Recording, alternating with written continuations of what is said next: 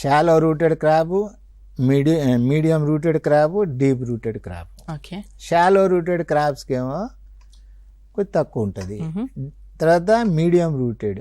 Okay. Shallow rooted అంటే అడుగున్నర, ఇది ఏమో 2 అడుగులు, ఇదేమో 3 అడుగులు. ఎస్. దాన్ని బట్టి కూరగాయలు డివైడ్ చేస్తాము. తర్వాత ఈ క్రాబ్ వాటర్ రిక్వైర్మెంట్ దేని మీద ఆధారపడి ఉంటుంది?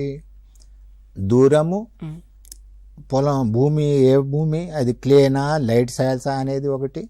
తర్వాత క్యానపీ ఫ్యాక్టర్ అంటే చెట్టు యొక్క విస్తారం ఎంతవరకు వస్తుంది, అది 5 మీటర్ల వెడల్పులో ఉందా, ఒక 2 మీటర్ల వెడల్పులో ఉందా, అది ఒకటి.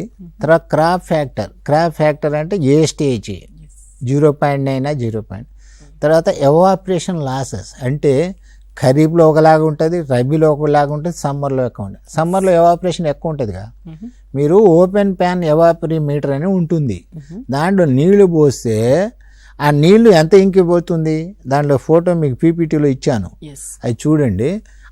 దాన్ని బట్టి ఆ ఎవాపరేషన్ లాసెస్ 700 mm ఉందా, 200 mm ఉందా, దాన్ని బట్టి మనం క్రాప్ వాటర్ రిక్వైర్మెంట్ చేస్తాం.